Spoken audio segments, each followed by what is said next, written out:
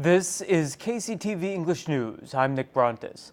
Compared to last year, far fewer people enjoyed the island's beaches this summer. All beaches officially closed for the summer on Sunday.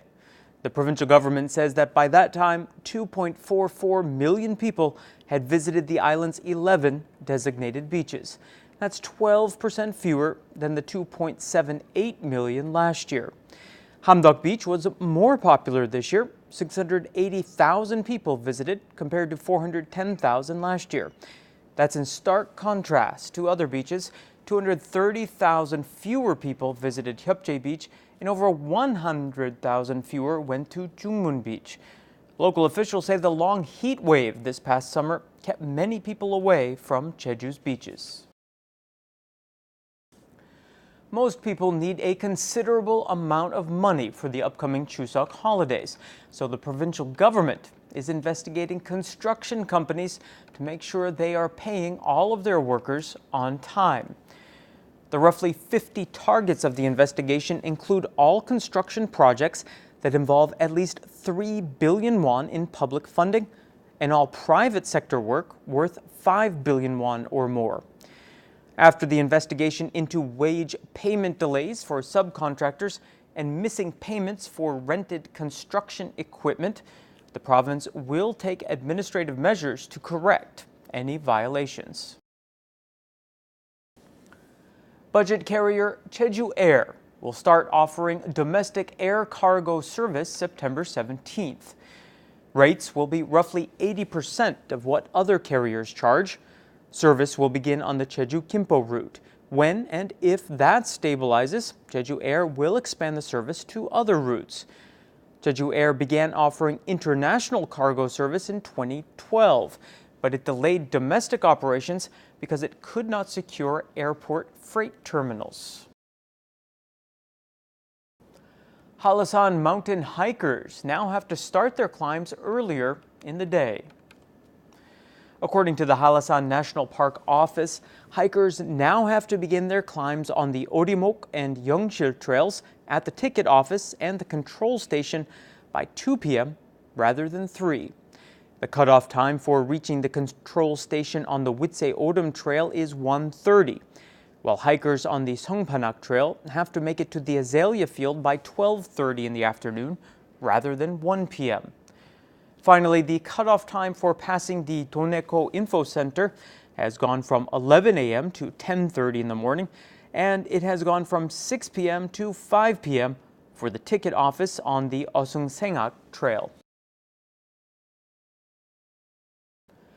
The Jeju Tourism Organization is working to attract more Japanese visitors to the island by boosting marketing in the Osaka region. The JTO started running advertisements Monday in Osaka Station, Kyoto Station, and Kobe Station.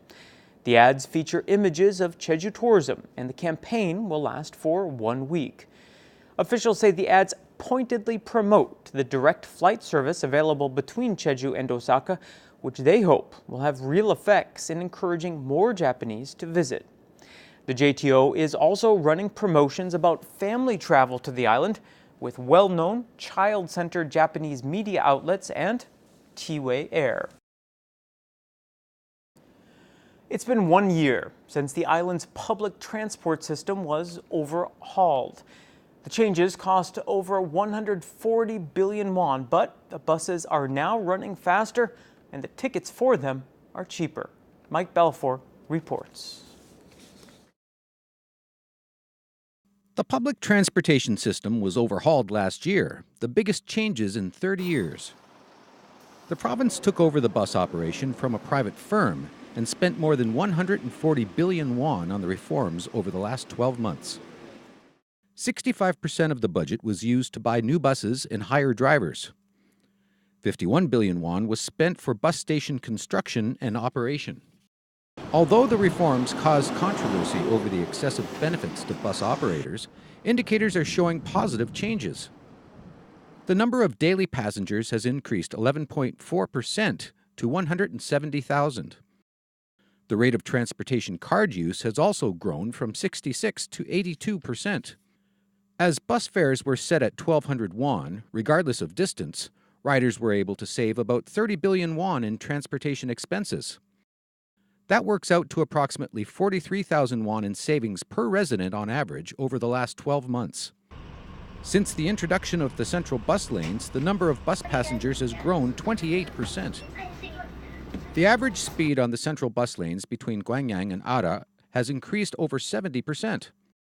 The province expects the public transportation use ratio will reach the national average in 2020 when the island's public bus system stabilizes. The public transport use ratio in Jeju is currently the lowest in the nation. The province says that the public transportation service is a part of the island's universal welfare. It will examine and adjust the standard costs for operating buses and redesign bus routes to reduce deficit. Mike Balfour, KCTV.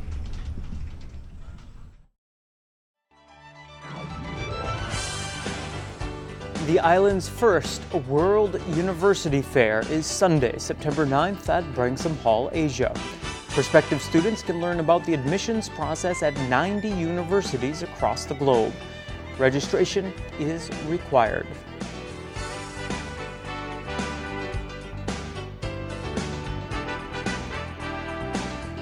Participants in the Jeju Leisure Sports Festival are competing in a wide range of sports, from golf to fishing to windsurfing.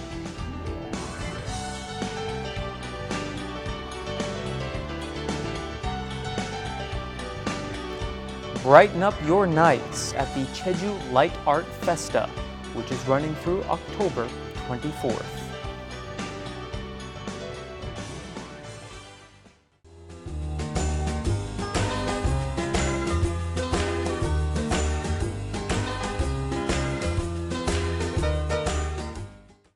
Skies will remain mostly fair Wednesday. For the details, here's your forecast. The morning low in Jeju City will be 23 and the afternoon high 28 degrees.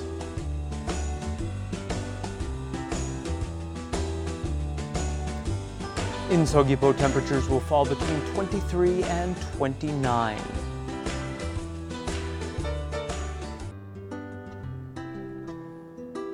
The low before lunch in Seongsan will be a relatively cool 21, and the high later on 28 degrees.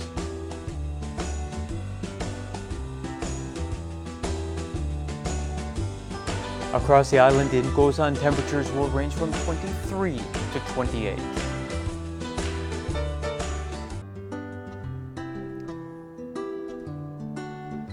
And the morning low at higher elevations like Songpanak will be 16, and the afternoon high 22 degrees.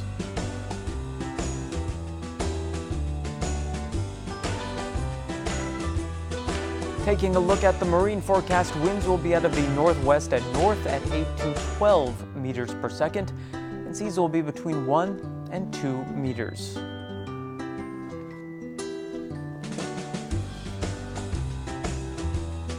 And here's a look ahead.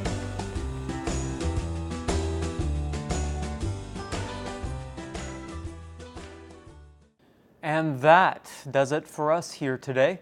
Thank you for tuning in, and I hope you'll join me tomorrow at the same time.